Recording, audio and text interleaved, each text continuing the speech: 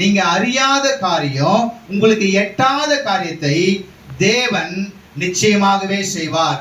ஆகவே தேவ பிள்ளையே, உங்களுடைய நம்பிக்கை கர்த்தர் மேல் இருக்கணும். நீங்க இந்த உலகத்துல வாழும் பொழுது இயேசுவை மட்டும் சார்ந்து வாழணும்.